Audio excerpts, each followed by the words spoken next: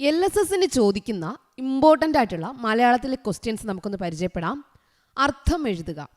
ഇതിൽ അരികെ അകലെ എന്ന പാഠത്തിലെ 3 വാക്കുകളാണ് അല്ലൽ, കാനനം, ദീനൻ.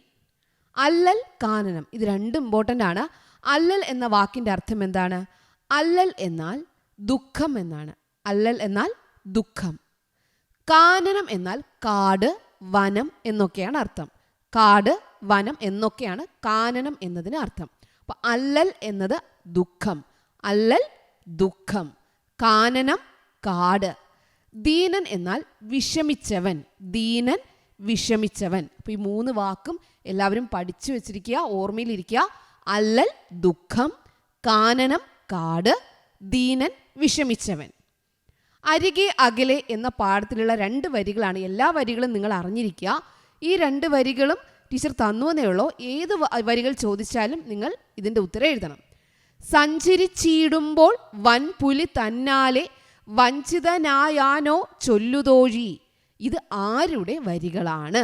സഞ്ചരിച്ചിടുമ്പോൾ വൻപുലി തന്നാലെ വഞ്ചിതനായാനോ ചൊല്ലുതോഴി. ഇത് ആരുടെ വരികൾ? ആരുടെ വരികളാണ്? അരികെ അകലെ എന്ന പാഠം എഴുതിയത് ആരാ? ചെറുശ്ശേരിയാണ്. ആരാണ്?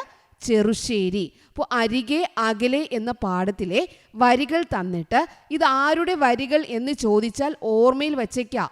ആരാ എഴുതിയേ? ചെറുശ്ശേരി. ചെറുശ്ശേരിയുടെ വരികളാണ് അരികെ അകലെ എന്ന പാഠഭാഗത്തിൽ നിന്നുള്ള വരികൾ. അപ്പോൾ അത് എല്ലാ വരികളും നിങ്ങൾ ഓർമ്മിച്ച് വച്ചേക്കുക.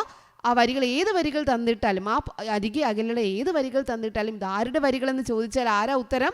ചെറുശ്ശേരി. ചെറുശ്ശേരിക്ക് 2 ഷായുണ്ട്, അതും ഓർമ്മയിൽ വയ്ക്കുക. ചെറുശ്ശേരി. ഓക്കെ, അപ്പോൾ നമുക്ക് വീണ്ടും അടുത്ത ക്ലാസ്സിൽ കാണാം. കിഡ്സ് ഏരിയ ഓൺലൈൻ എന്ന യൂട്യൂബ് ചാനൽ ഇൻസ്റ്റാഗ്രാം, ഫേസ്ബുക്കിലൊക്കെ ഉണ്ട്. കിഡ്സ് ഏരിയ ഓൺലൈനിൽ ഒത്തിരി ക്ലാസ്സുകൾ വരുന്നുണ്ട്. എല്ലാവരും പോയി കാണുക. Okay, thank you.